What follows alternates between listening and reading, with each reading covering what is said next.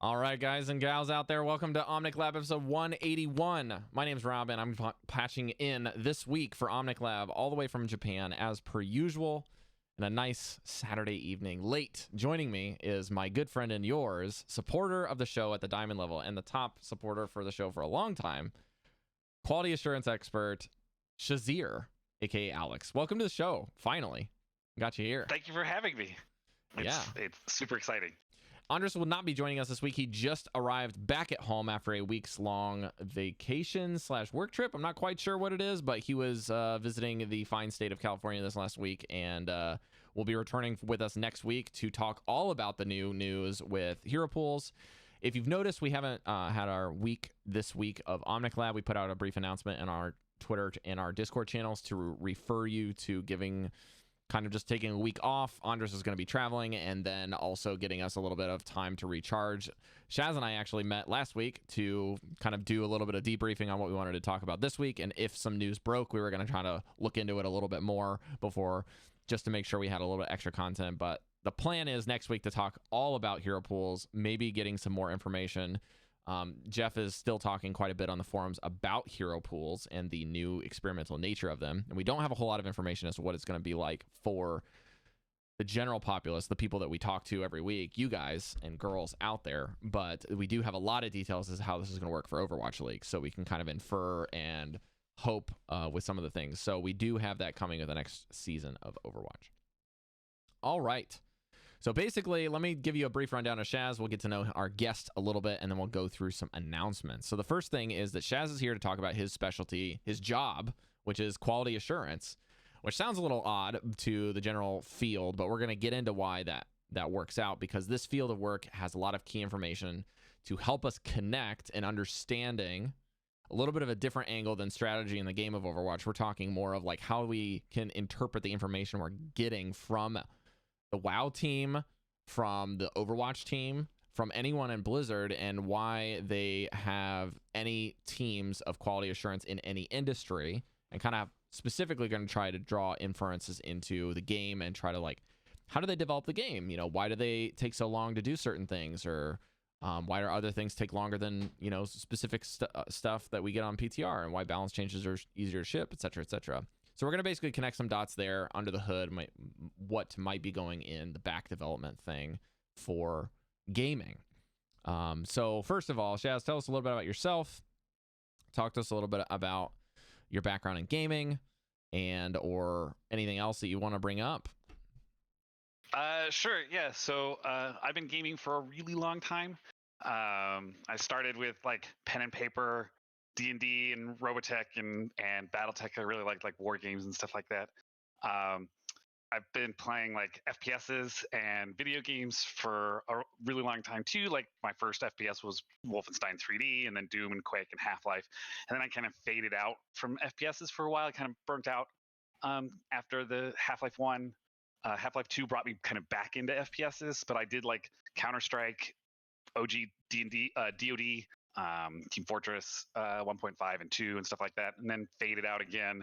Then Borderlands brought me back. But really I was playing like WoW and doing a lot of Blizzard stuff. I mean, I've played all the Blizzard titles. I'm a huge fan of Blizzard's work in general. You know, Warcraft 1, 2, 3, Diablo 1, 2, 3, StarCraft, etc. Like I think probably the weakest one is Hearthstone. No offense, Rob. I just not good with those card games. You know, I played Magic when it first came out, and then that faded out. So Them kids and their card games.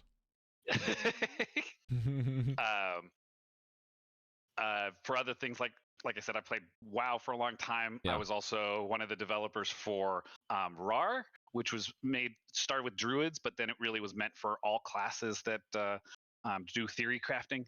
To kind of put numbers behind why some people thought something would work versus not. Tell us a little bit about what RAR was. So, yeah, for those that aren't engaged. Yeah, it was this theory crafting tool. So you could say, okay, here's my gear. What combination of gear in my bags, or what should I be looking for? This is for Warcraft, right? Because there's always those. Yeah, for World of Warcraft. Yeah. Yep. You know, there's always those best in slot lists, but not everybody could get those. You know, not everybody could run Nax back in the day, or you know, hey, you know, heroic Ulduar doing the hard modes, things like this. Big dungeons and raids and all that. Yep. Yeah. I think I but then ran that back when I Overwatch, was in high school. I ran that mod. yeah, it's so I did the Death Knight stuff. I was Okay. a huge Death Knight fan, and I helped a little with like priest and hunters stuff too because I started as a priest, but then as soon as Death Knights came out, I was all Full Death tilt. Knights all Yep. the time. And then I was missing kind of that FPS bite, right? Sure. Yeah. So then that's where when the Overwatch announcement came out originally, was it 2016, 2015, when that first video came out and it was so different and like Blizzard doing an FPS, no one, like amazingly, no one would have thought that they would have, shift genres Sure. so dramatically. Yep. But it was such a dramatic thing, I was immediately hooked. I don't think I ever got a closed beta invite, but I certainly, I pre-ordered, was playing the open beta, and I've been playing. I didn't quite finish my placements in season 1 because I really didn't feel confident in comp, but season 2 on, I've been playing Overwatch, and so that's really my go-to game right now, and has been for years. Now, when you play Overwatch, what is it that you like to play? Do you have specific heroes? Do you like roles? Do you have a group of people that you like playing with? I know we've got, of course, we have some of the top level players, but the general time when we get regular, everyday listeners, especially on the show, I really like knowing where you're at, like what you like playing, kind of what your game approach is, and the typical thing. Because like people that listen to the show really like Overwatch, but have a lot of other stuff that they play. So sure. And that's what was challenging for me. Like coming from WoW and coming from Team Fortress was the other class-based thing. Borderlands is arguably class-based too, but not the same kind of thing, right? Most people go, well, TF2 or TF 1.5, clear thing. So back in those days, I played engineer, I played medic. So I kind of went in a similar way. I'm like, well, maybe I should play Torb, or maybe I should play Mercy, right? Those are the easy translations. I was never very good at sniper, so like Widow, totally off the radar. Hanzo, off the radar, that kind of a thing. I figured, well, I play tank in WoW, so maybe I should go Rhine. Simple. I stand here, I put my shield up, everybody should stand behind me. I tank the boss, meaning the other team, and you all live and they die. That's how this is supposed to work. That's how this game works, right? Yeah, that's how this works, right? Those first couple months was horrible. Yeah. I was terrible at Mercy. I was terrible at Rhine. I was terrible at Tor because it wasn't the same kind of CTS set the trap and let them walk into you kind of a thing. Like the tactics I used to use during Team Fortress were horrible. And everyone's insta-locking the same hero because everyone wants to play the Cyber Ninja. Yes, Cyber Ninja or Pharah, or Ryan was still pretty popular. I just wasn't good with him. Like I didn't understand what tanking meant in Overwatch. Yeah. So I eventually settled on being a support main. It kind of plays into the way my personality works. But like there was periods of Lucio where I was, and that's actually how I found Omnic Lab, was the Lucio going deep. I was just the very trying to first consume. one. Yeah, the first Lucio going deep. So like episode 16 or 17 or whatever it was. Before we got cool people coming on the show telling us how to play the heroes. Well, I mean, they're still cool people. So, and then I found Symmetra, and she was my first golden gun. I one-trick Symmetra through 2 seasons. That's how I climbed out of bronze. And that was when she was still a support. Yeah. So really, like, Symmetra was my first true, like, oh, okay, I get this. I understand how this character works. I really kind of felt it. Where Lucio, I just kind of faked it by wall riding and shooting things, and occasionally crossfading. It was like that going deep's like, no. Speed boost is where it's at. Oh, okay. Speed everybody in. But at bronze, nobody realized that, no, speed boost, I just pocket you, Reaper or Rhine, and we just slaughter things. Like they don't get it at that level. So I also like playing DPS, so Tracer and Pharah are my favorite DPS characters, and Symmetra still. Like I'll fall back because Symmetra's my comfort pick even now. Like if things are going to shit and I'm in DPS role, I will switch to Symmetra. The team will flame me, we'll win. Yeah. It's just kind of how it works. Yeah. Well, gotta do what you gotta do. Yep. You gotta feed off of the rage. Yes. Well, let's do a couple quick announcements and we'll get into your field of expertise here. So the first thing is that you all are aware is some of the reminders of the Lunar New Year. We are in the 3rd week, which means this is Wrecking Ball week. So until February 5th, you can acquire this by getting your 9 wins and getting all the stuff along the way at 3 and 6 on the wins. This is the big pinnacle one. Usually the last one is the legendary one. The first 2 are kind of the epic ones. So that's basically what you got going on there. Winston and Moira are concluded.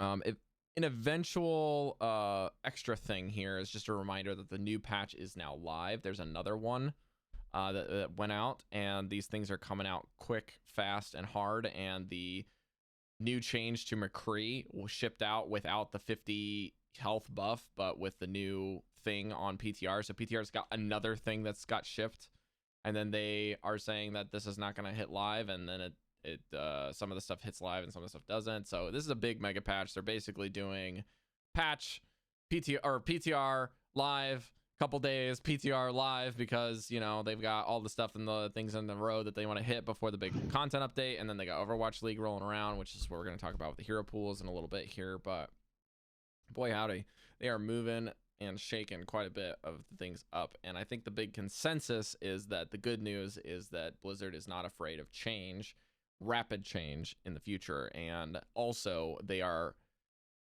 I've not really seen them go as hard on this is a test, this is tentative, this is something we're willing to change and are very keen on looking into keeping this adjusting. Whether or not they follow up with that is a completely different story, but if the PTR to patch live are any indication of they're not afraid to add something and then also just not put it in the game and then adjust it a couple of weeks later is any indication, this is pretty rapid. So when Overwatch League rolls around, we might see a little bit more into that. But Alex, talk to us about, kind of just lay the groundwork here. Tell us what quality assurance is in kind of a general sense, how it applies to what your expertise is, kind of your background in it, and then kind of what your everyday looks like. And then we'll start transitioning into applying this to the gaming realm. Yep. So quality assurance, at the fundamental level, people think, well, it's just testing. Within building a piece of software, or really anything, but since we're talking about software, that's where we'll foundation, you use that as a foundation, right? Right. It starts from building requirements, understanding that, do I know what this thing is supposed to do? And then not just verify that it's doing what we think it's supposed to do, but also make sure it doesn't do bad things when it goes off the rails, right? Kind of minimize collateral damage. Like, it'd be one thing, hey, my shot didn't hit. But imagine every time a shot didn't properly register in Overwatch, your whole machine crashed. Like, that would be horrible, right? So you're trying to limit.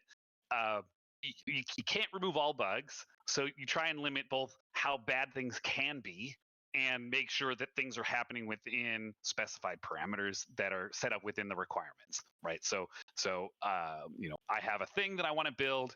I want to make sure that it's doing what I say it's supposed to do, and it's not doing things that I say it's not supposed to do. There's still some gray areas between those very definitive points, between the good middle and the very bad edges.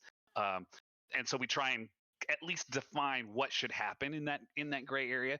And so within a context, we call this the iron triangle, right? Like, product wants more features, QA wants to make sure everything is good, and executives don't want to pay any money for any of it, right? That's kind of the budget, the tension.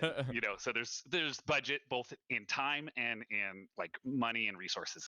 Sure. So, and just to be clear for those listening, when we say QA, we mean quality assurance, or the field of what we're talking about, but that's the shorthand. If you ever hear QA, or what was the other acronyms that we were bringing up when we were talking about this in the back end? We had some other stuff that was like some people refer to QC, right? So that's like post-production, making sure that there's quality control, right? This QA is assuring that there's quality. So this is starting to take in a larger scope than just QC, right? QC, you could argue, is the raw testing. End game, right? QA, yeah.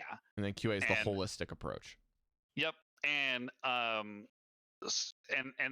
then there's different terms that people use. Are you a QA engineer, or a QA analyst, or a tester, or a beta tester or in-house tester, or like there's also SDET, which is a software development engineering test. Like there's all these different acronyms that get thrown around that kind of all mean the same thing. It's just how do you approach this problem of I want to make sure that what I ship is good, and that the customers are happy that they've gotten it and they've had a chance to use it and it serves their purpose and it provides them value. Whether it's an entertainment value like a game, or whether it's utility value like Excel or Google Maps or things like that. Now, Shaz, when you came in, we talked about this way before we were talking about having you on the show. We were talking about just quality assurance, just you and I. And you had mentioned that QA is actually a really good comparison to kind of in practical terms how insurance works for those of you out there. It's kind of like insurance for your product, and it also does a little bit more than protect. It's kind of like it gives the development team or the people making a thing or doing a system a good connecting point to their user base without sacrificing any of the practical everyday tools. It's almost like you're protecting your tools and you're protecting what you're making. Yeah, exactly. And so we described it as like a risk management tool that the company has, right? Like corporate, the corporate bad guys, they're always trying to undermine, like they're trying to manage this idea of risk, right? How much does it cost to have a critical failure get out into the field? Well, it might cost $100,000. So are they willing to spend $100,000 to prevent that failure from getting out in the field? Right. And we could even talk about it in Blizzard context or in other software contexts about key failures that have happened, that have gone live, and what did it cost them either in real terms, meaning they got sued or there was property damage or something along those lines, or maybe in softer terms, right? The brand got hurt. Maybe people don't have as much trust in that product, then they won't future sales lost, those are potential things. So you can think about those defects going out into the wild. You're trying to manage that risk. You're not going to spend $100 million trying to prevent a $10,000 problem, right? But if you don't have the quality assurance team, you don't know if that's $100 million issue or if that's a $10,000 issue. Exactly. So there's definitely those balance, and knowing really matters, right? So having a front side insight, not just a backside, it's broke or it isn't broke. Like this is what the impact is if this goes wrong, right? Like I said, how bad would it be if Tracer blinked and half your hard drive went down? Like there's some real bad things. Obviously, Overwatch doesn't have that kind of or underclocks your interaction. Video card, something more exactly. minute. You don't have those real things happening, but that's an extreme example to how bad could it get. If you're in a more utility software like I was with software security, real bad things could happen if things went wrong. Right? So let's go backtrack just one step to your fields that you've worked in. What things that you've done that have required you to be a quality assurance professional in that field, and then maybe you can even link that with what your title was, just so that people can kind of get a good idea of like maybe some different systems or like where the ranking. I guess the rankings is probably not accurate. Maybe more of the work structure, right? Like who is above this and who does that. Like because we were talking a little bit about how quality assurance has both a wide approach to your career or a deep approach, and then sometimes you get a little bit in the middle with managerial positions. Yep. So I started by working at Symantec, which is Norton Antivirus, Norton Internet Security, Norton 360. They're the Norton brand of products as a tester back in 2001. So I was given a script. Here, test this. Write up anything you see that doesn't match what we expect. Right. Real simple, kind of like beta tester, or just a simple like I just play the game for fun. But this is for Norton, right? And both the consumer product and the corporate product. So the Symantec endpoint security. I did that for a while, became an analyst, became an engineer. So the transition, what does that look like? One, tester really doesn't think too deeply about what they're testing. Either the test pass or it fails, right? As I got more experience and I got better understanding of how the product worked, I became an analyst. This means now I'm thinking ahead about how the product works. I start reading the requirements for the next release. What do I need to start thinking about now for how I can change my test scripts, or what kind of automation do I want built by the engineers? And the risk when you're just a tester, okay, either it works or it doesn't work. But now as the analyst, or even later as an engineer where I'm writing automation and building tools to test, what's the impact when this test fails, right? And you start having a little bit of factoring into some business decisions around this, right? At Symantec, we had a very narrow area of very narrow tolerance of failure, because if something failed, right, if a virus got onto your machine or your firewall didn't protect you against an attack, lives could be lost, right? Imagine a hospital secure network system where there's a virus running rampant and either stealing personal data, right? So HIPAA compliance type stuff, or actually damaging networks. And if you can't get your med list because the prescription database is down, right? Something like this. So that's kind of like the analyst perspective, where I don't need to know about code. I look at everything as a black box. I understand what it's supposed to do, what it's not supposed to do, and then what's the impact if these fail. As an engineer, as I went through, I started learning code, and so I started writing code to test code, and that's how I kind of described my job to people when I was in that stage. I write code to test code, right? And so this is where, like the workshop mode in Overwatch, you could think of as being an extension of QA engineering tools, where they could start doing experiments in game. Maybe you'd give these tools to the analysts so they could play with some of the conditions in the game and see how could I break it in a new and interesting way. And to kind of go back to this, right? You have, what was the first position? Because you had analyst and tester, right? So the testers are, generically speaking, anyone that comes in to test the game could be qualified to be a quality assurance tester, right? You could put a game tester in that category. People that basically are a pre-PTR, right? That's kind of the internal PTR stuff. Exactly. And like some of my peers, I had come from, a different industry. I was young, but some of my peers were like, they had come from Activision, pre-Quake 3. They were Quake 3 testers, and then they got the job at Symantec because they wanted to do something not quite entertainment related. They wanted to do something a little bit more utility related, and so that they transferred over to Symantec and started working on those products instead. So yeah, testers are really like, before it ever gets to the PTR, it's gone through all of these layers of different types of validation, right? So like engineers might do code review, analysts start doing some manual testing and some automated testing and running types of analysis tools that might have already been built, and then the testers are actually testing it, right? So, and even if I could interrupt a little bit, you've got these three different things. It's almost like these three different roles are, rather than being something that is above or below functionally, like a manager and a general worker, they have just different things that they do. Typical to like Overwatch roles, right? Like the testers are the ones that are saying, this is what's happening on the field, this is something that's practically happening.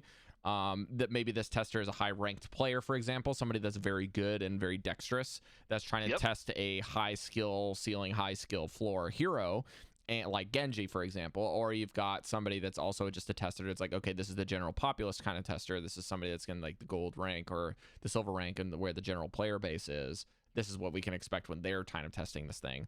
Then you take in the impact, the feedback from those people, because testers aren't just people that are like, this is what happened. They're like, this is what happened and I didn't like it, or I didn't like this thing, or this thing is actually really, really great. I loved how this feels. It felt like this. You get limited feedback, of course, because the testing team in the private sector is putting more man hours with less people than throwing it at your 5 million plus player base and saying, this is what you got. Exactly. So, and actually during onboard, that's kind of how I used to describe it. It's like, you're the closest to the customer. So if something doesn't feel right, you should write it up. Yeah, you're like a trial customer at that point. Exactly. And we might reject your defect, right? We might say, it's not really a defect. That's kind of what we intended. But in some cases, that's not the case. It's like, oh, we didn't think about it in that way, right? And that might seem odd, but like you said, it's a smaller group of people. So you have fewer perspectives, fewer facets on that gem of testing and exposure to the product. But what you have is more focus. Mhm. And so yeah, those people and having that variety is vital to being able to have a real good testing platform and being Mhm. able to I mean, even to Jeff said that he participates in this sort of thing. Like anyone at yep any and level could be a participant in this category of testing and quality assurance, yep which is exactly great. and yep Now let's yeah move over to the sector of analyst, because this is sure where we start getting in the weeds a bit, and we maybe, if you're listening at home, you might be getting a bit lost and have to keep hitting that back rewind button. So as far as I understand, I'm gonna say from a consumer point of view, and hmm the non-professional point of view, as to what I think this is, based off of what you've told me multiple times now, both on and off air. So with the analyst position, these type of people are kind of shifting from this is what we're testing to this is what we're testing and also what we're looking to do later. This is predictive, but in nature.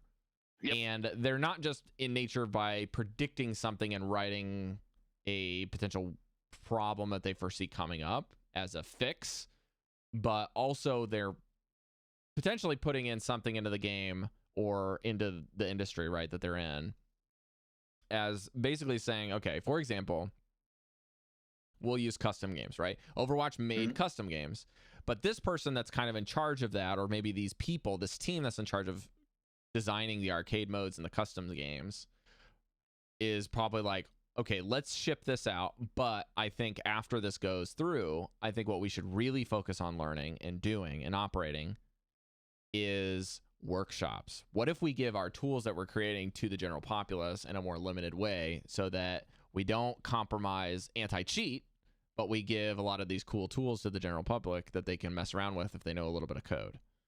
And even if they don't, we make it a little bit in the middle for user friendliness, so they want to change and tweak a couple things. What do you think? And then the team agrees and they start writing that. That would be more the analyst position, yeah? Yeah, kind of. Coming up with features tends to come from anywhere, but a lot of times it comes from the product side of things. I see. And Okay. and this is where, like, I was going to talk about a little bit later on, but so I've spent a long time as QA, right? But I've also spent in more recent times. I'm a certified Scrum product owner, which means I'm deciding and I'm helping filter what goes to the team by what features do we want to implement. So what you're Okay. talking about is a little bit of both, where product may have a conversation and may be looking for feedback from the analyst, right? The analyst is really your product expert. They understand how the product works from like a black box perspective. They don't understand how a motor works, but they understand how the car is supposed to drive. And this car is supposed to be more sporty, this car is supposed to be more utility, like that kind of a thing. They understand it from a very like holistic perspective. It's big picture versus like macro versus micro, right? Macro picture, right. Big picture, micro versus small, like individual pieces. Yep. Yeah. And they may even have a specialty, right? I'm a specialist in drive control surfaces, so I understand how my mouse should feel or the keyboard should be.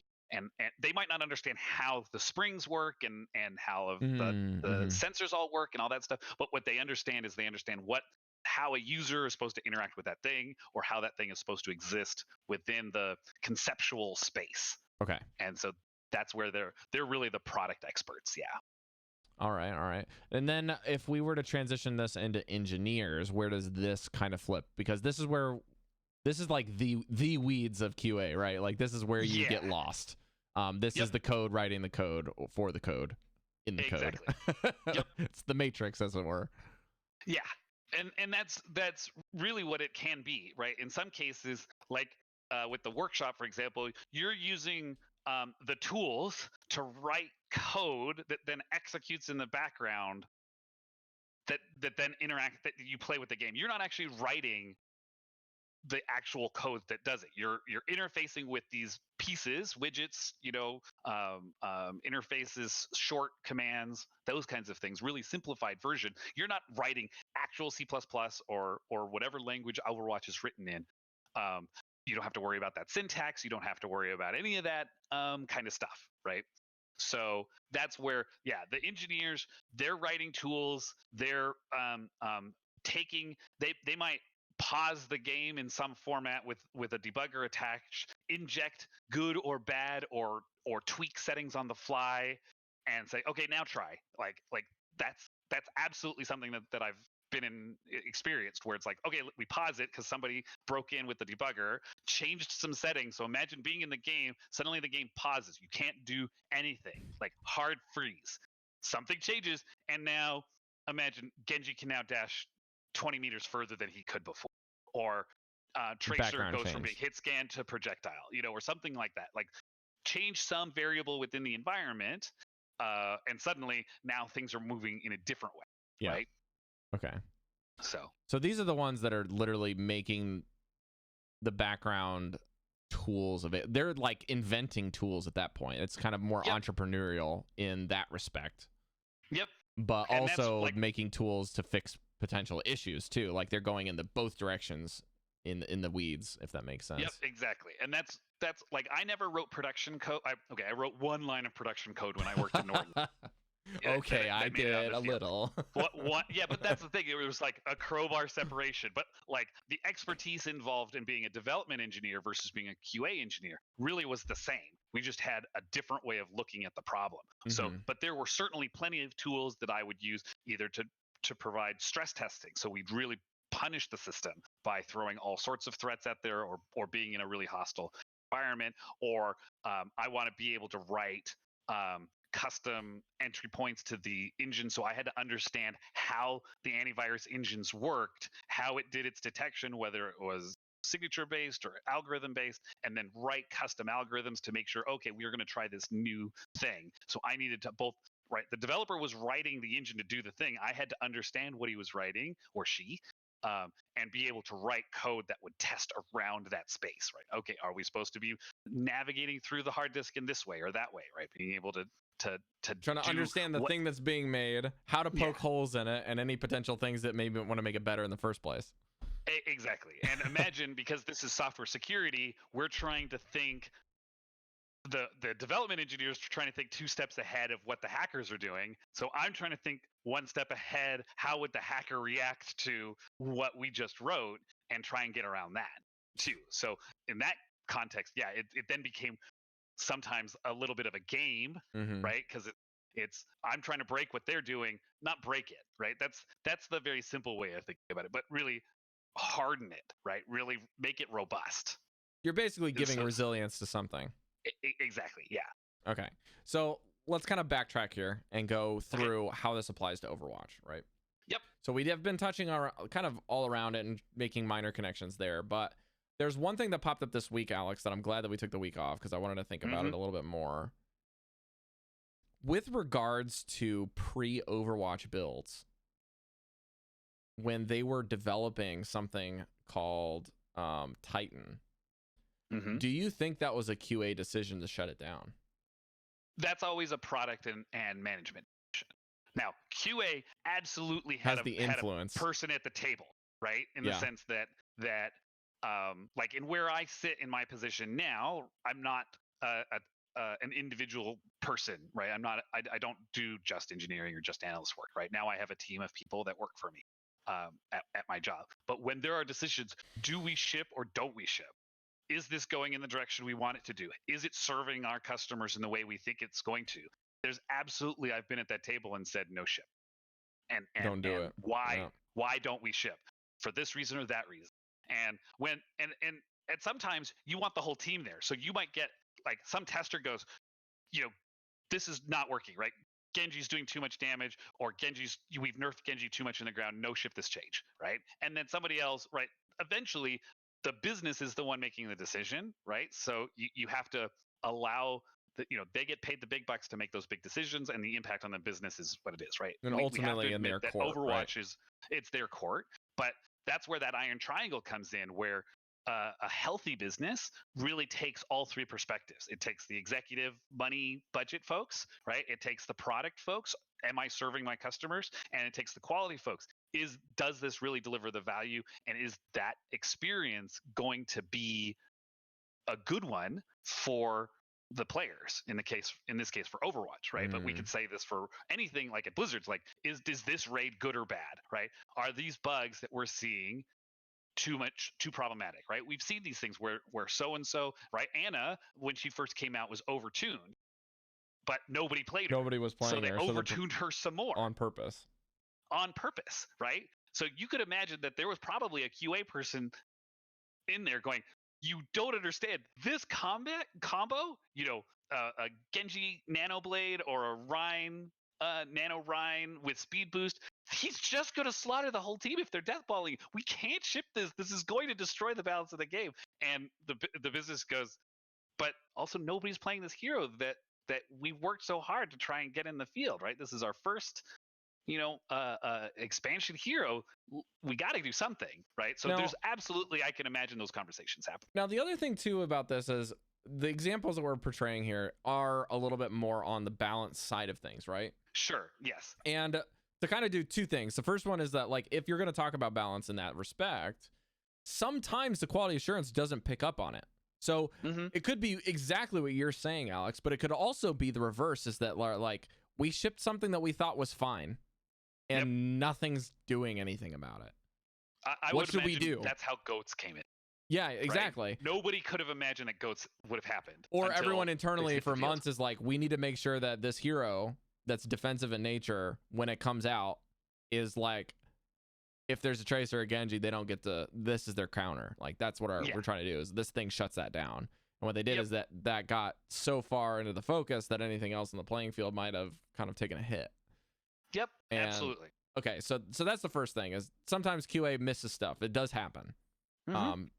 Their job is to make sure that because, like you said, bugs, unbalanced, things that are arbitrary impacts that you may not have foreseen, you can't have the profit for every problem, if that makes sense. Right. Yep. And there will always be bugs as far as technology is concerned. And if you've done anything from simple photography and video work to programming and engineering in the technical sense, then you know this to be true. Especially with audio and video equipment, there will always be a problem. It's a matter of how much of it will be there, and if it's human error more than it is the equipment. Sometimes ghost equipment errors happen, and it's frequent. It sucks. I've done a lot of photography and videography in the background in college and grad school as a person, so I understand that sort of thing as well. But let's move into what I was trying to say on the other end of things, is the bug side of things. Maybe you don't ship something because it has an impact that you weren't foreseeing. Some of this could be something as simple as a hitbox problem, right? When Doomfist was shipped, I think that's the first thing that always comes to mind for me, is because Doomfist was extremely oppressive originally with his base kit. Why? One of his cooldowns was just happened to be a little bit too overtuned as far as how fast he was getting it, and the other was that when he would go to use his rocket punch ability, the hitbox on the ability was so large that it could hit anything that was even remotely close to it. And so it was the same size as the fireball that kind of glows around him. It wasn't the size of his model. It was the size of the fireball graphic of him being flaming. Right. So when Doomfist went to punch something, he went to punch anything that got affected by the visual portrayal of a punch rather than the punch itself. Right. And that honestly didn't sound like a bug to me. That sounded like a design decision that was very specific to that ability. And it turned out just that in practicality, the higher up people got, or even kind of in the mid tier, that it was just too strong. So they retuned it down. On the other side of things, when Doomfist pretty much does anything, or when Ball does anything, and they have these high momentum and ability-based heroes that can interact with the surfaces and slams, registering when the damage hits, that's when you start getting into when Overwatch ships something, it's like, oh, there's an animation cancel with this, and then the QA team is like, oh, that's interesting, let's write a node and test it out, and is this supposed to happen every time, or is this happening sometimes? Because if it's an animation cancel and the team likes it, and also the general public, our customers enjoy this, then let's keep the animation cancel if it's healthy for the game and it's relatively minute, right? Like Anna's got an animation cancel for her reload. Is this oppressive? No. Is this really super min-maxy? Yes. Is it going to give you a whole lot of impact in your game? Probably less than a percentile, if that. And it's only going to matter when something's near you and you're reloading and you need to get a little bit extra damage in melee. So that sort of thing is different than, say, a Genji dash cancel plus something called ghost dashing, where you can cancel the animation of the slash and you just go straight twice. Or you got a I think Genji's got another cancel on when you can decide to use a wall jump, or I think they had a weird bug with Hanzo where if you pull back the arrow and then get it fully charged and then wall climb, when you jump out of the wall climb at the very tip of your jump, you can release the arrow and it's already charged. And they were like, oh, this is really cool. Let's keep this for Hanzo. It makes him a little bit more approachable when he does this. Yep. So they just, on the back end, they didn't fix the bug, but they tried to figure out what triggered the bug and then made it happen all the time. Yes. Okay. And there's another bug I remember that came out earlier. I think it's when they changed Ryan's shield. What happened is shooting through a friendly caused no damage to happen to an enemy target on the other side, right? That was a bug where it wasn't just, and this is, I've talked about this, where there's a magnitude and like an increasing number of variables into a system gets exponentially harder to test, right? So it's like, okay, does this ability work, right? Can Genji's dash do damage or whatever? Sure. But if Genji dashes through a friendly and then tries to hit the target, maybe that dash doesn't register the damage, right? How often are you going to see that? Shooting through a friendly does not do damage to the enemy side. Like, so now people are using enemies to shield themselves from damage, right? I think that that bug was only there for a week, but they're body blocking with enemy bodies so that the Widow shot goes through the Ashe and there's no damage that gets registered on the other side. Or the fire strike that's supposed to go through the whole party only hits the front Rhine, but doesn't hit all the people standing behind your Rhine, but even though it's supposed to go through everybody, right? Like things like that. And those are weird where the complexity starts getting higher and higher. It's like, how do you test for all of those little minutia situations, right? That's where building automation could really pay off. But that matrix of, every hero, people wonder why are there so many heroes? Why is it so slow to come up with heroes? The interaction. So multiply, we're at 32 now, right? Or 31 times 31, because you can have mirror matches. And how do those interact? Oh, you've got 6 people, so take that to the 6th power. But it's insta-lock, so it's 31 times 30 times like the. And then you reduce it with the 222 stuff, but you got to test it for arcade and quick play when you want to screw around with it. Exactly, right. So that's we talked about that when 222 came out. Like, our permutation sets come drastically down with 222. It becomes way easier to test, but you still have to test all of those interactions for the bugs.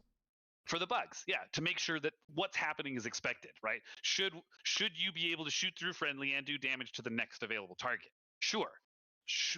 If you have an ability that goes through targets like May or Fire Strike or things like this, and you got to grant the permissions, right? Especially if it's a new ability. Like, I think what you're bringing up is actually really, really adjacent to Baptiste Ultimate. Yeah, exactly. Right, because like this is essentially a barrier and a space that's being made, and then graphically they represented a slightly different tone and space. And they've even made major adjustments over the course of the last 10 patches of how his thing visually looks, because it was distracting or it was too bright or messed with the colorblind settings, etc. And then when things pass through it, they need to have a trigger for sound modification, higher pitch, tuning for damage, what things actually count, because some of this stuff doesn't count. How does that work with heals? How does that work with damage? Does melees apply? No. That sort of thing. Yep. How does it interact with the other boosting abilities, right? Does Exactly. Discord matter? Does the cap happen? On the target? Yeah. Is there a cap? If they're being boosted by Mercy or bongos, does that also matter, right? What if you're on the wrong side, so the bongo line goes through? Does the bongo line get modified by the? I honestly wonder if the damage cap is helping quality assurance on most ends, because if you cap something, it's just like, no, you cannot pass go, you cannot collect $200 after this point. You must be this high to ride. Point fire strikes. You must be this high to ride the roller coaster. Seriously. Oh man. All right, so what places do you think, let's get this back into kind of what in the world is quality assurance going to be coming to? Because like we said, it's a lot like insurance. Pretty much any business that's out there, any company, any service, any private sector, public sector, LLC, corporation, or kind of entrepreneur could potentially have a team or an individual being their QA professional. Yep. So and that really kind of depends on your budget, right? Like a lot of entrepreneurs, right? If you've got 2 people, you could test your own stuff, right? You're doing your own kind of validation on what you're doing, but sometimes you might like hell, if my wife and I are working on a project, I might put this together and then go to my wife and go, "Hey, is this up to snuff? Is this good? Is this what we talked about?" And she would say, "No, try this, or what do we think about it?" We could have that conversation, right? So even within 2 people, you might not have a quality assurance professional, but you're having that conversation, right? you're doing QA. Yeah, doing QA. Am I delivering the value to the customer? Is this within the specs that we talked about, that we planned about, right? Are we doing what we said we were going to do?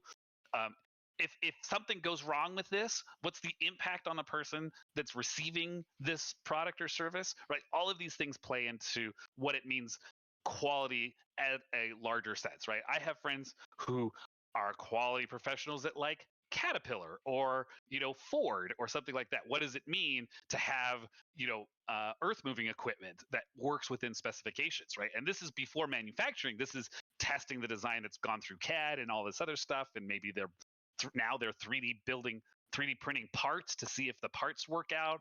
The part might not be out of the same material, but they can do some stress testing around it or something like that. So really, yeah, QA exists in every industry, but what does it look like, and is it formalized, or is it just kind of built into the process? When you go get food, the kitchen staff is making sure that it's done in the way that the kitchen expects, right? The business owner wants quality food, right? Or if it's fast food versus a high-end dining type situation, maybe the head chef is that final arbiter, right? And then the waiter gets one final pass on, okay, is this something that I want to present to my table, right? So it happens across the board. It's just, what does it look like, right?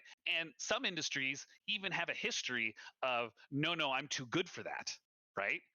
The checklist idea, introducing checklists to surgery, was a huge oh my God, you're questioning the validity of what a surgeon can do. How dare you do this? But amazing, you add checklists, right?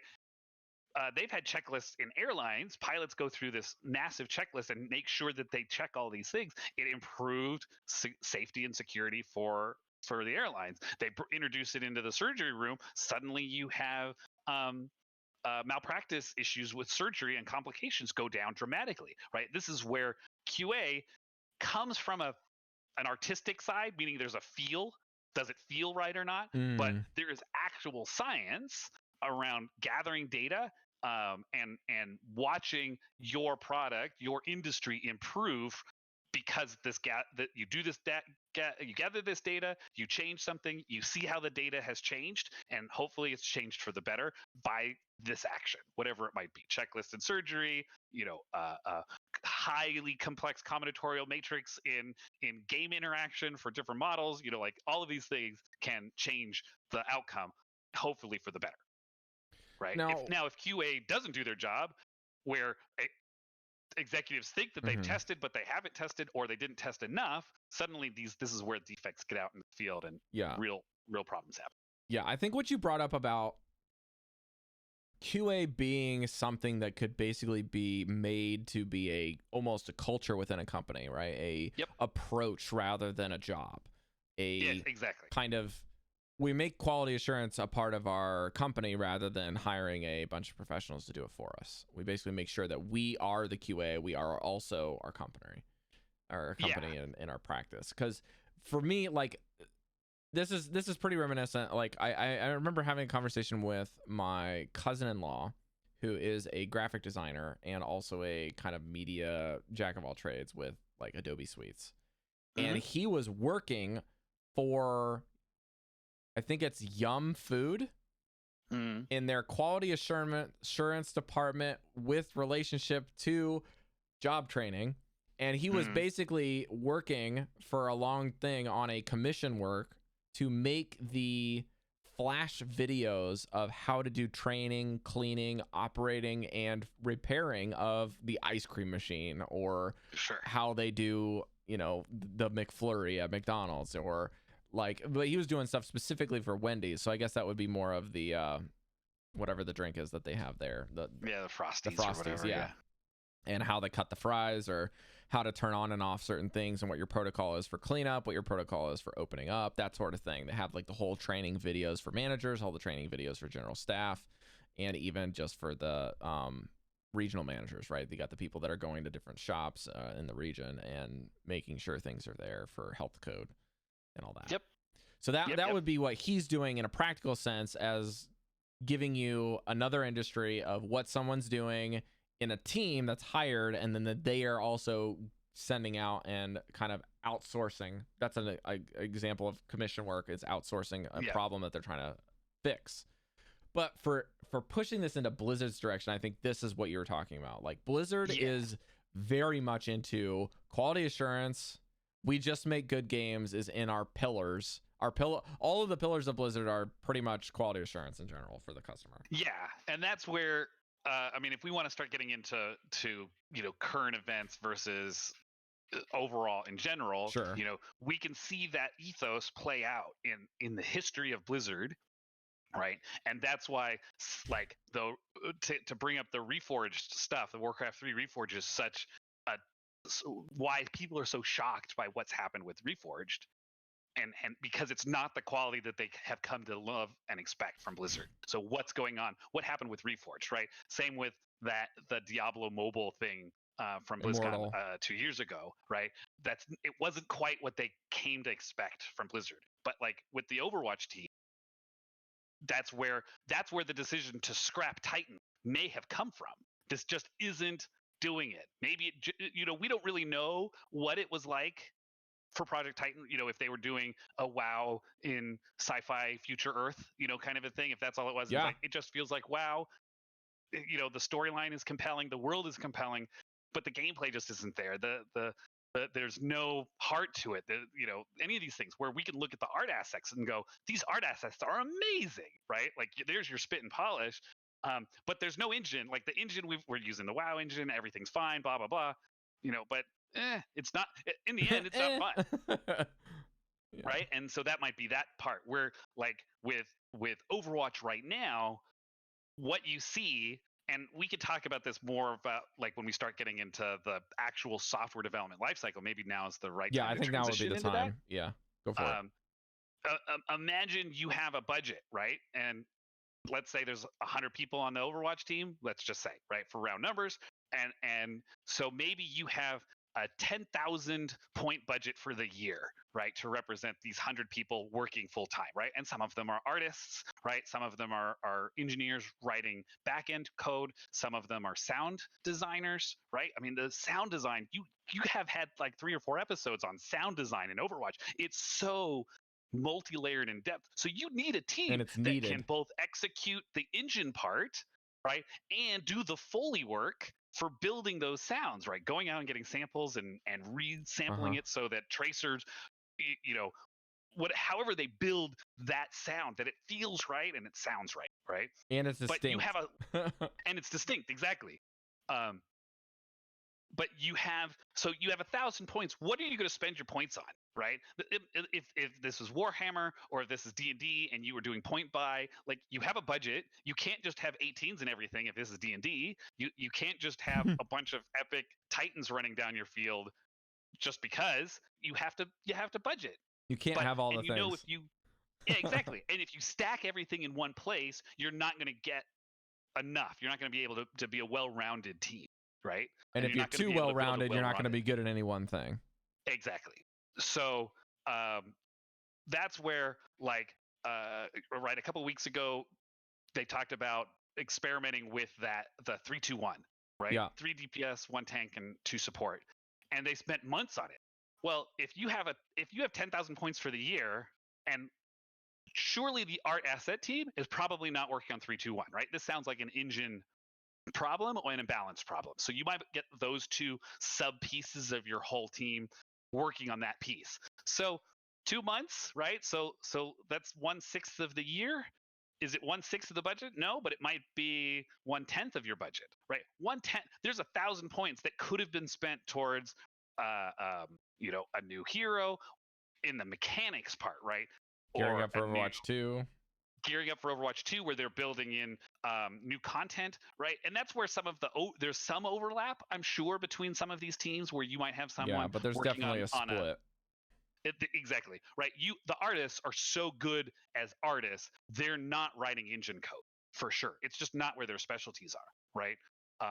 And even us growing up, we make decisions about what are we good at and what do we want to specialize in, right? I happen to have a passion and joy for QA, but I have a dance background and I've done art and things like this. But I chose not to specialize in that. That's not where my life drew me, right? So but you let these people do what they do well, and then spend that budget. So imagine of that team, if we split our 10,000 points and we split it across 4 components, right? You have assets, you have engine, you have QA, and you have content, let's say. Maybe a new hero, right? A new hero that's like a gun hero, right? Like Ash probably didn't cost much because they already had mechanically, they understand how hit scan work, they understand how projectiles work. All they have to do is really build the art assets and the animation, right? That's still the art team can do that story, but without again, too much story. Again, that's kind of content. The engine team didn't have to do much there, right? But you get someone like a Symmetra rework or a Torb rework. Now, not only are you changing art assets, or maybe in Torb's case, you don't really change the art assets much, but you completely you change how his engine kit works because you've changed the way in which the turret is handled, a whole new alt, and that's where you have to put points in there. So maybe you give up in the case of doing the 3-2-1 experiment. That probably only required a little bit of engine time from the engine team. So maybe that was 20 points out of that 250 point or 300 point budget that they put into this thing, right? Or 1,000 points, right? Maybe it was only 50 points to do some engine tweaking to hard lock in 3-2-1, right? And with custom mode, it might even be easier, right? They just build these custom maps for testing. But then to enforce, maybe there's some enforcement problems, but then there's a huge chunk of QA time that goes into validating, is it doing what we want? We might be able to send some bots to see how some of the gross, and I mean gross meaning large, not gross as in icky, numbers play out. What do we understand how the bots interact? So if we build teams, 2-2-2 teams or 3-2-1 teams or 3-3, we can let that engine run. But really, when we get into it, what does it feel like, right? And then we have Jeff talking about it. He's like, it felt too oppressive for the tank, right? The tank goes down and then the whole team just falls. So everybody focus fires the tank. Or if we go single support, focus the support, and then who can just survive the longest by using terrain, things like this. But that's a huge chunk of QA time. So you're spending QA points. So what bugs are you sacrificing to get out into the wild because QA is working on this 3-2-1 problem, right? So there's a business decision that goes into approving where those points go.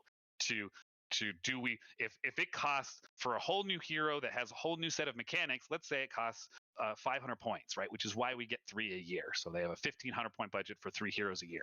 Well, we also haven't seen a new hero in like a year, right? Since because they're spending their points on Overwatch 2, right? Or they're spending their points on Overwatch hero 2. development for other stuff that's not out yet, but that will be out. So that may be done, but they're not going to ship it because that's the goal.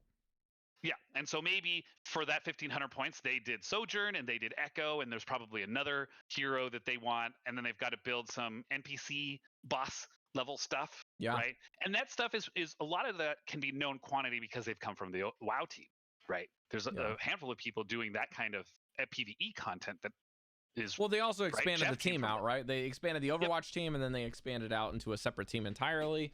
They've probably had that secretive enough. And then, of course, they've got some of the same teams doing a lot of overlap because the games are supposed to, in a competitive sense, be completely compatible 100%. And doing what they said they're not doing, which is an expansion, but redefining what an expansion means by saying it's essentially an expansion. A new game.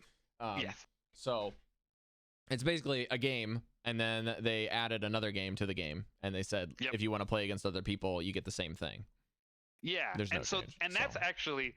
That takes us into kind of what it means to be an agile workshop versus what we call waterfall, where you just kind of ship a whole thing and you're done. right? A lot of premium games, that's what it used to be like, right? When they shipped Half-Life 1 or That's 2 it. or things like this, that was the whole, and maybe they made tweaks, right? Balance tweaks or things like that. But really what they shipped initially is what you got, which is why, like, it's the joke, right? Bethesda games are horrible until they patch. So don't play a Bethesda game for 6 months because they'll fix the bugs after they ship. Yeah, right? exactly. But what we can see is, like, I work in a 2-week sprint, right? It's basically, what can I ship every 2 weeks that make it reasonable to this is a whole product or an update to a product. And we see this in, in WoW terms, they run on kind of 2-year sprints or maybe every 6-month sprints with a new content patch and things like this. The Overwatch team's running a much tighter ship. And they even said when they announced it, we're internal engine. We're not using Unreal. We're not using any of the id engines, none of that kind of stuff, right? We're building our own engine to do our own things. So, like, you guys talked about it a year and a half ago or so when replays came out, right? And external viewers came out for Overwatch League. These things weren't there initially, but they shipped a game that has been super fulfilling. And now they're adding in an agile way, these new features that come in large blocks. But we're seeing patches every week or two, right? And so that's where, in their agile life cycle, what does my sprint look like? What am I doing for the next 2 weeks or 3 weeks or whatever their particular sprints might be? I'm guessing 2-week sprints based on the way they ship their patches, where they might be able to do balance twice a sprint. So therefore, every week on Thursdays or Tuesdays when they ship their patches, we see a balance shift. And with them embracing this more aggressive balance changes, they may even be tuning it so that they're spending more points every sprint, checking the balance numbers in the field, checking their internal data, and making adjustments. But that means if you've got once a week you're shipping a balance adjustment, that's not literally from Friday's play that hits the Tuesday patch. There's probably a week delay in there. Yeah. So to kind of wrap up this so that we can use this point as a good transition into talking about hero pools, because I think this is a great point to kind of jump into that, because it does directly tie in. But with the whole talking about the 2-week sprints, there's times where, like they said, a development cycle for a new hero is at worst and at best gonna stick to that 6-month period. So if you are seeing a hero and it's coming out and then people are upset or they're happy or whatever it is, they're like, where's my new hero, Blizzard? It's been 9 months. Then you can kind of just say, like, their whole set of beginning to end on this thing is 6 months long, and minimum, you don't get to see anything. Like, I think they even said that it's 6 months from the reveal. It's not even 6 months from when you get it. So it's even longer, because sometimes the reveal happens and then you get it within a month. So it's essentially about a 7-month period, give or take. And with regards to balance, like you were saying, those type of things are much faster, but some of the other things are much longer, because then you've got, I hate to put the term bureaucracy onto this, but internal work like politics happen. And even if they're in a good work environment like, Google or Blizzard, those type of environments still have lag time that's going to exist between when something starts, when it finishes, and when it changes hands. Because there's so many hands that exchange, and then you've got these perfective QA standards at pretty much any level, whether it's just the professionals going into their art team. That art team's not going to give you something until it's done. Unless it's concept art, in which case they're like, here's 10 options. So they're like, I'm not done until I give you 10 options. I'm not going to give you the first 3 because you might like the last 8. You know what I mean? Right. So they're going to give it to you in a big swath, and they're going to be secretive. So you basically have nothing, and then you have something, and you have a whole lot of it, or you have something very high quality. It's one of the two. It's generally not both. And then once you get it, then you can... Yeah, exactly. So we say all this to basically say that this is kind of a show that I wanted to bring Alex on to kind of give the general player base that happens to have time to listen to this sort of thing a little bit more of a peek behind the curtain as to why, when Blizzard makes something, whether it's Warcraft or Overwatch, that it takes a long time for something to happen. and especially with Overwatch because it's abiding by the whole this is our system. It doesn't matter if this is something that is like the replays, to use that example again to circle back to your argument, Alex, because replays is something that is expected in a game of this caliber, expected in something that's supposed to go into this industry of esports, the first person shooters, and try to make something of their game. They need to have this, and they don't have it yet, is one of the things where that tells me not that the game development company is having an issue, but rather, or sorry, the game development company doesn't know that this is something that they should have done a long time ago. I feel like they know. Yep. And that they're like, we can't do that yet. Like, we don't have time to make that. And if we make this thing, that means that it's going to cost the player base something else. So we're losing something to gain something else, is essentially what it is. When just around when Overwatch League started, just before then, right, they were doing all of the player interaction features, and they even said we have to sacrifice other engine features. They didn't use the word engine, they used some other term, right, but other pieces of functionality in order to implement this. We've redirected our priorities so that the community experience interactions, right? So both the report issues, and therefore subsequent bans based on reporting, and the endorsement system, and then the enhancement, like, hey, Bing, yeah, you did good job, you know, minus all that. and the plus, yeah, exactly.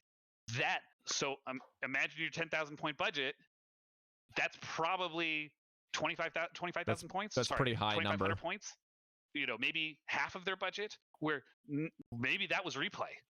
Just shove, right? They might have had a proof of concept, but actual making it work for real, no, shove that down the line, because we got to work on this other stuff. As we finish up, I want to ask one question that's been kind of nagging me about QA is when they are working on something, I don't think inside Blizzard, at least when they're working on something, that's the only thing they're working on.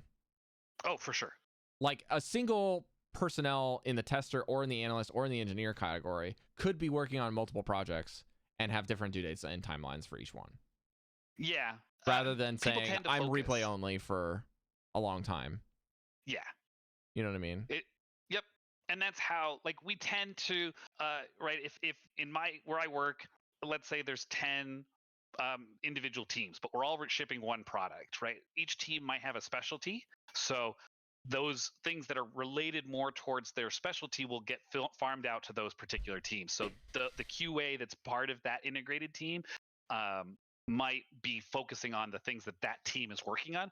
But yeah, for this month, that team might be working on, let's say, player icon usability, something like this, right? And then another team might be working on projectile hit scan or projectile registration issues at high frame rates, right, or low frame rates, but high pings, like, so there might be trying to solve a particular problem that's really under the hood and might require a lot of focus, or you might need to change, like, okay, these two teams are working on this area, and then have them shift.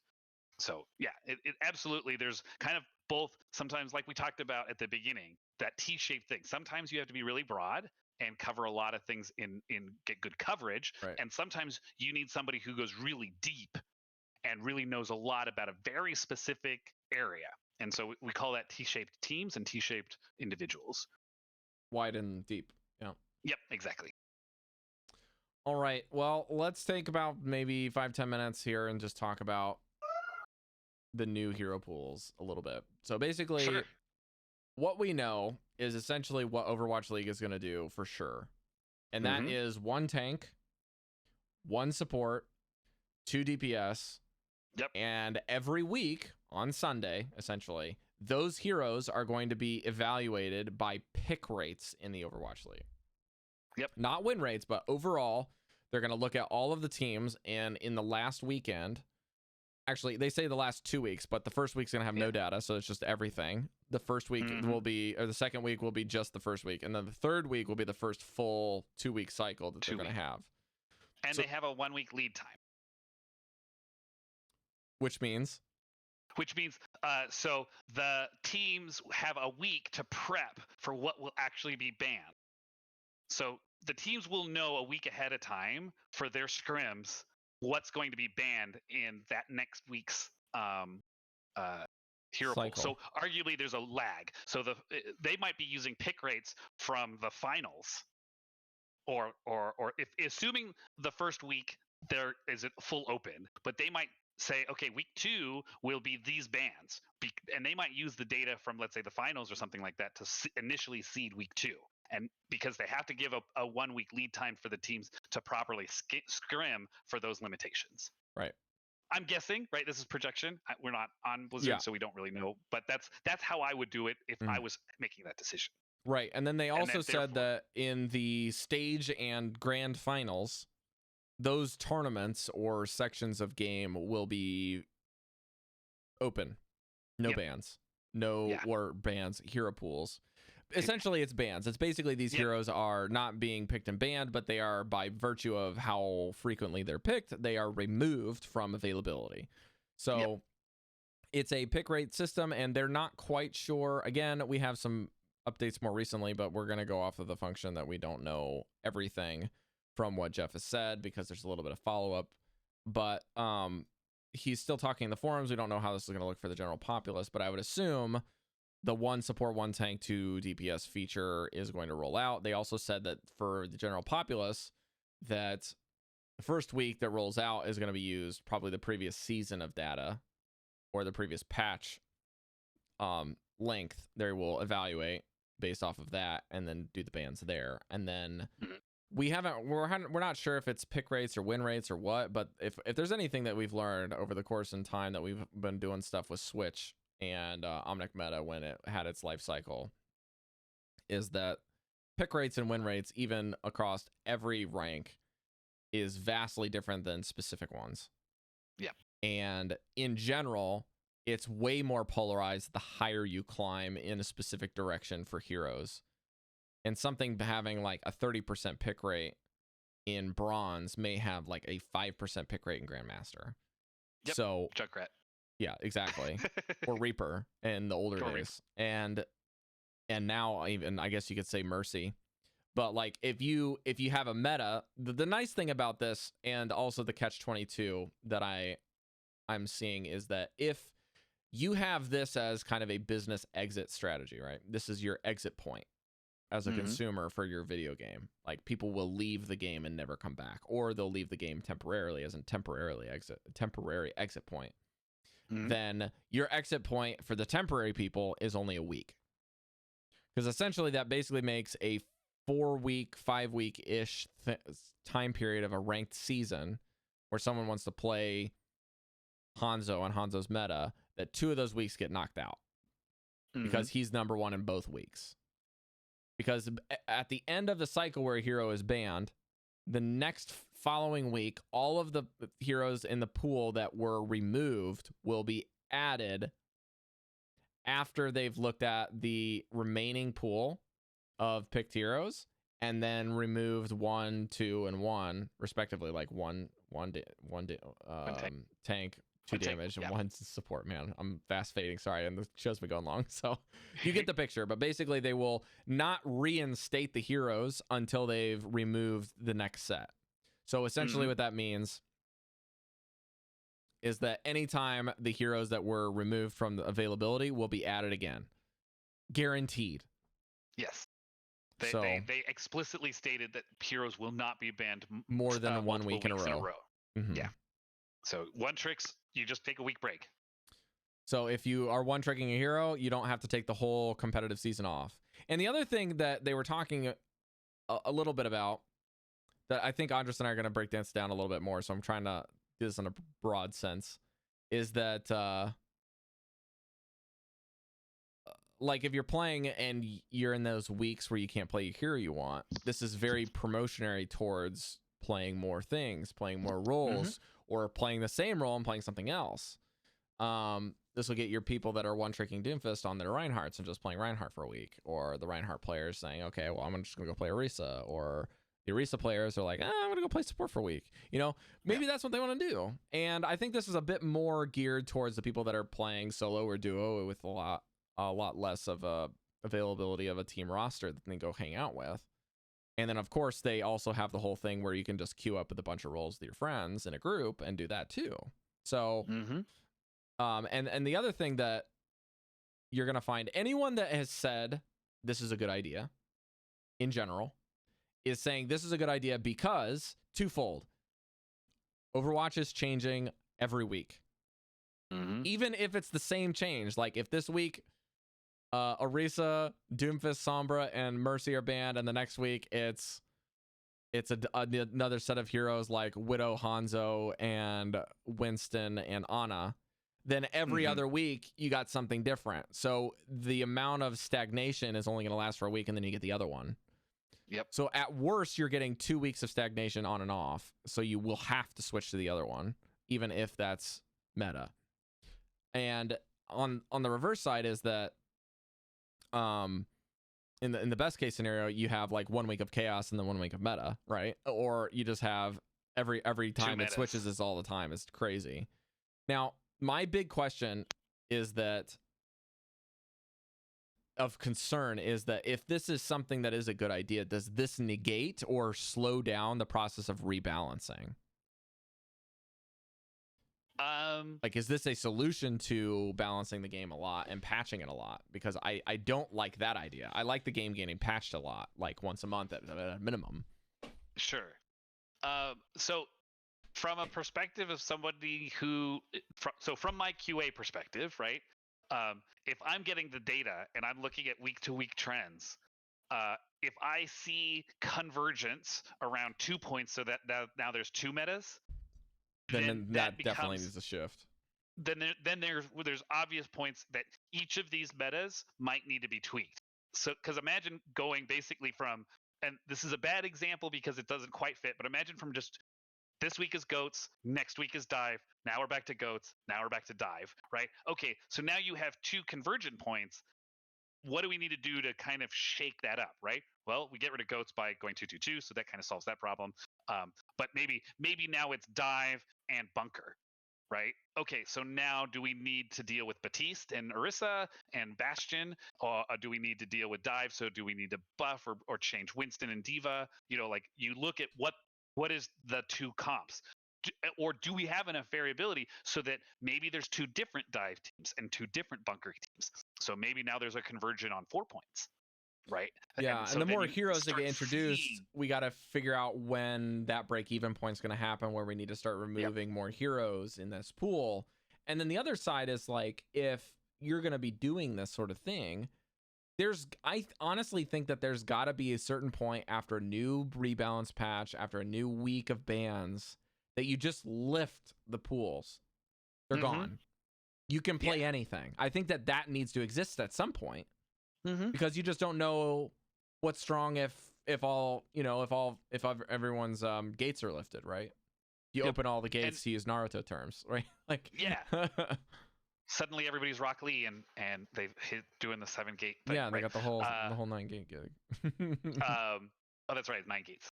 My Naruto is rusty. That's okay. But yeah, but we're going to see that in the Overwatch League, so we'll know what's going on in the top 125 in the world, right? Yeah, or essentially 240, right? 20 teams of 12. Yeah. If assuming full rosters, right? But we'll have contenders and we'll have tier 3, right? Those will happen. Those gates will be off for finals, right? And tournaments. So what is it going to mean to us in the normal competitive ladder? Maybe first week should be open gates and last week should be open gates. Yeah, but in the first testing stage, I understand them cutting it off, right? Like right away, they just give the cutoff to see what it feels like.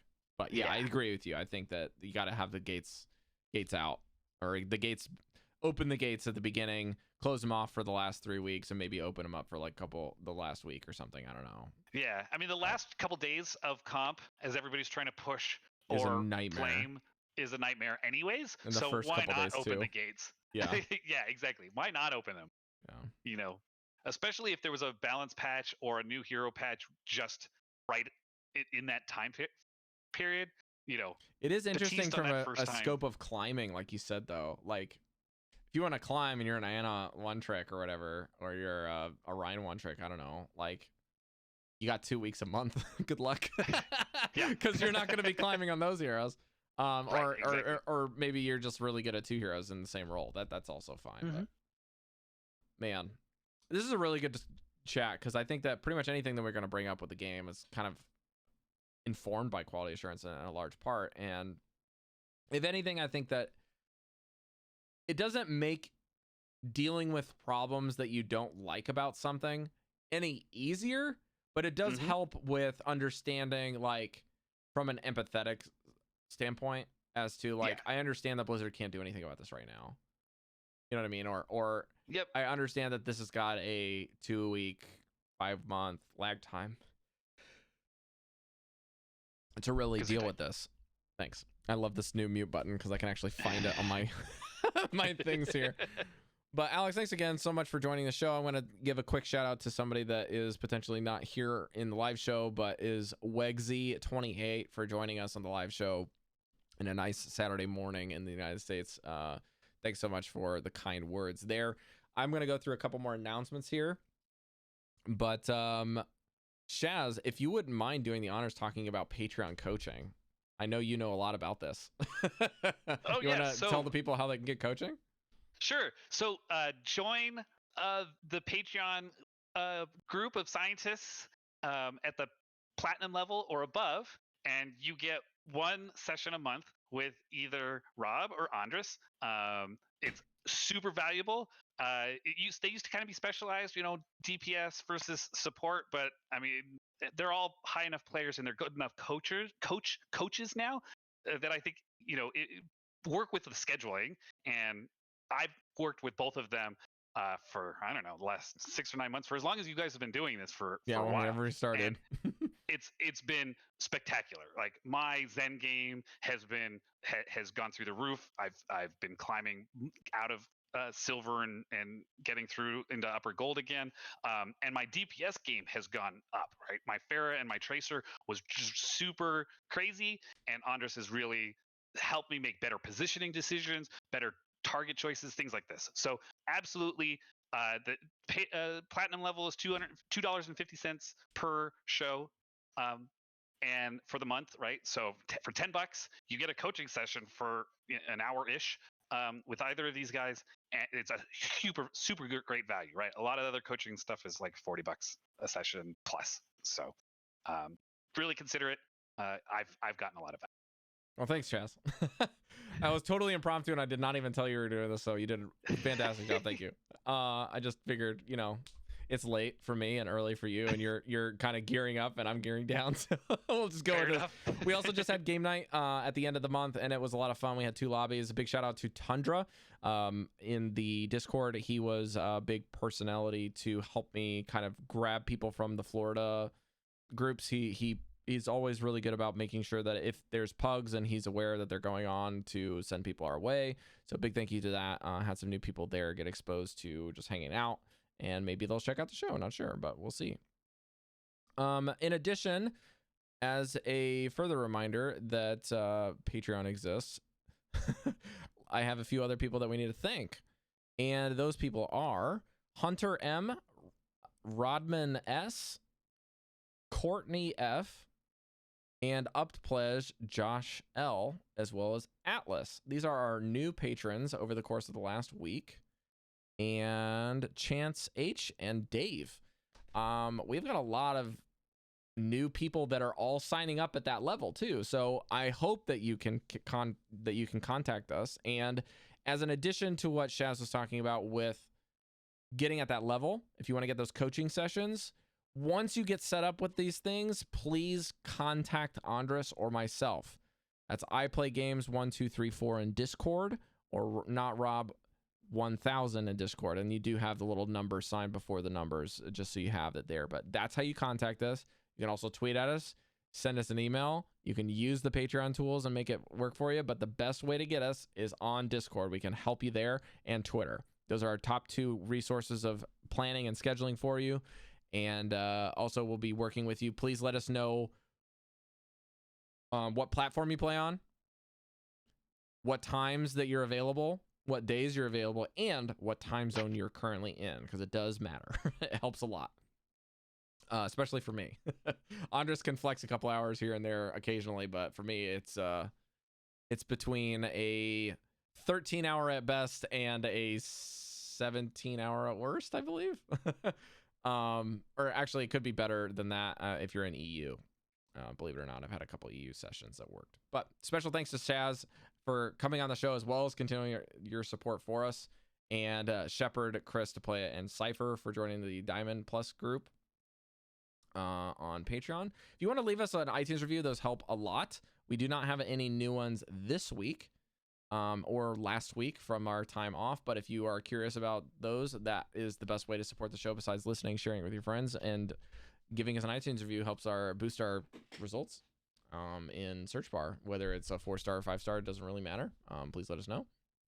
And don't forget, you guys can get merch on the website, and to find anything you want to know on omniclab.com/links. If you want to join the Discord, you can do that. You can also let your friends know that we're on Spotify and Google Music. If you want to get us there, you can always find us there. And if you have any snags in your RSS feed of choice or the app of choice, please let us know. We'll see if we can chase it down for you. That's it for us. If you can find me, actually, you can find Andres at iPlayGames or iPlayGames TV on Twitch. Shaz, where can people find you? So I'm Shazear, Shazear, Shaz, and then like your ear. On Twitter, that's my Twitter handle, so Twitter/Shazear. I do stream occasionally. WoW, Overwatch, Borderlands. I've been playing some other things, but mostly like we raid Tuesdays or Thursdays and Sundays. So I'll raid, stream there on Twitch. Is also twitch.tv/Shazear, Shazar. Those are the two main outlets you can find me. All right, and with that, folks, we're gonna get out of here. You can find me at NotRob on Twitter and Instagram, and at NotRobMay on Twitch. I haven't been streaming it, but I have been playing through Link's Awakening. We'll see you guys next week. I have nothing more to teach you. The rest